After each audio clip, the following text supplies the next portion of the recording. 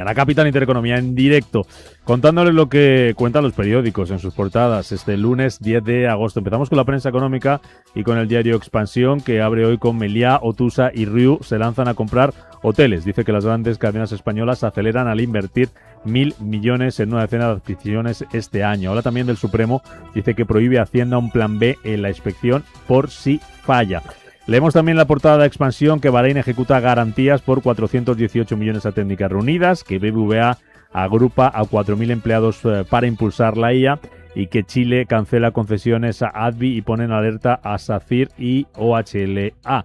Y en clave empresarial también leemos en la portada del diario Expansión que Mau busca crecer en Oriente Próximo tras entrar en Egipto. Vamos con la portada del Economista. Sánchez suman ayudas sindicales igual que Zapatero y Rajoy juntos. Es la principal noticia que lleva hoy el Economista a su portada este lunes. Dice que acumula en solo 8 años 156 millones en subvenciones para las centrales sindicales. También vemos destacado en la portada de esta edición de Superlunes hoy del Economista que los grandes planes de empleo que ganan ya el 10% en un año. Entre los vehículos más rentables figuran los de empleados de la Generalitat de Cataluña, de la Diputación de Aragón y del Banco de España. Dice también la portada del Economista que una de cada 3 fábricas de motor europeas está en riesgo de desaparecer, que España es la 18ª potencia militar con Marruecos muy alejada y que los fondos desatascan una oleada de ventas de 20.000 millones de euros. También que el despacho fundado por Montoro retiene el negocio pese a la causa. Vamos con la prensa nacional. ¿Qué están contando esta mañana? Keren Gutiérrez, buenos días, los periódicos. Buenos días, efectivamente El Mundo abre su portada indicando que el ejército ve una amenaza en la fábrica china en Ferrol.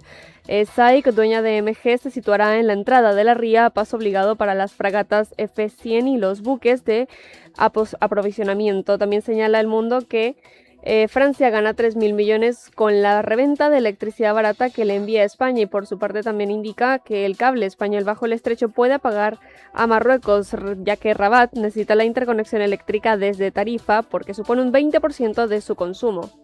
Vamos con la portada del diario ABC. Los informes de Estados Unidos contradicen a Trump sobre Marruecos. Dice que mientras la Casa Blanca responsabiliza al gobierno español de la crisis migratoria, documentos del Departamento de Estado y el Capitolio alertan de graves deficiencias en el país magrebí. Dice que no cumple plenamente los estándares. Fotografía para la manifestación ayer en Ceuta. Dice sale a la calle al grito de basta ya y habla también de la escalada de la inflación que pulveriza la subida de los sueldos.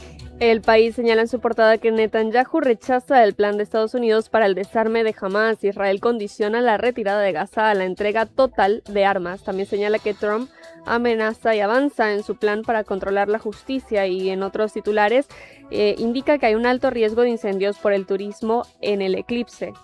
En la portada de La Razón destaca hoy una encuesta de NC Report. Dice que el Partido Popular ganaría las elecciones con entre 145 y 147 diputados y que Vox lograría 61-63. Añade que la izquierda se hunde, que no llegaría al 35% de los votos y que el PSOE bajaría a entre 101 y 103 escaños. También señala que Feijóo amplía su ventaja sobre Sánchez y sigue siendo el líder mejor valorado. La fotografía de La Razón, la misma que encontrábamos en la portada de ABC, esa manifestación multitudinaria ayer en Ceuta, esa concentración al grito de basta ya. Dice que los ceutíes salen a la calle y añade Sánchez dimisión. También sobre este asunto dice la portada de La Razón que la Cámara de Comercio cifra en más de 27 millones las pérdidas sufridas por la invasión de inmigrantes marroquíes. También dice que Marruecos, la gran amenaza para el automóvil por sus costes y por no pertenecer a la Unión Europea, y añade que las remesas de España a Marruecos se han triplicado y que rozan los 1.600 millones de euros. Dice también que su aportación a su país de origen representa más del 1% del Producto Interior Bruto. Y miramos al exterior, miramos, Keren, a la prensa estadounidense. ¿Qué está contando esta mañana? Pues en Estados Unidos, The Wall Street Journal pone el foco en la tensión que atraviesa el mercado de crédito privado, pese al entorno optimista de la industria. El diario señala que los impagos están alcanzando niveles elevados y que las revisiones internas de los préstamos apuntan a tiempos más difíciles. En The Washington Post abre con Oriente Próximo. El primer ministro israelí Benjamin Netanyahu rechaza el plan para Gaza respaldado por Donald Trump, que contempla el desarme de Hamas y una retirada israelí. El diario también analiza la ofensiva contra las finanzas de Hezbollah y Y por último, en Estados Unidos, The New York Times lleva como información principal la guerra económica contra Hezbollah. Estados Unidos e Israel no solo buscan atacar las armas del grupo libanés, sino también sus fuentes de financiación. En economía, el diario señala que el petróleo se encarece y las bolsas retroceden ante el estancamiento de la guerra con Irán.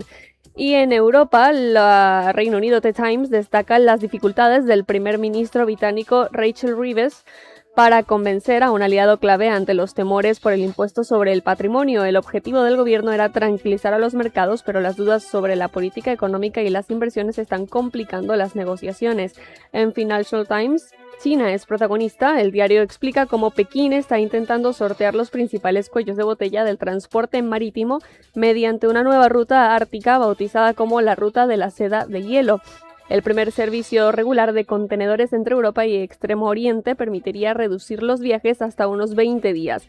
Además, el Financial Times analiza cómo Emiratos Árabes Unidos ha ganado influencia en Washington. En otra parte, en Alemania, Handelsblatt alerta del impacto de las sucesivas olas de calor que está llevando las temperaturas a niveles récord en numerosas zonas de Europa Occidental y provocando máximos históricos en las temperaturas de los mares. El diario también destaca que el ministro de Transportes quiere vincular las primas de los trabajadores del ferrocarril a los resultados de la compañía. Mientras Frankfurt Allgemeine pone el foco en la campaña de la CDU en el este de Alemania, Siemens Kuschel tiene 222 días para conseguir la victoria en las elecciones regionales de Sajonia-Anhalt en una carrera contrarreloj que, según el periódico, está llevando al candidato y al propio partido hasta sus límites.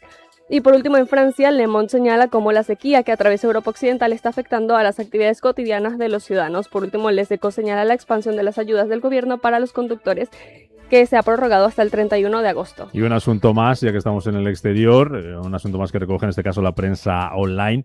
Y hablamos de números, de cifras de ventas. Las de Taiwan Semiconductor acaba de anunciar que sus ingresos netos en el mes de julio han experimentado un aumento interanual de casi el 45%. Alcanza los 467.000 millones de dólares taiwaneses.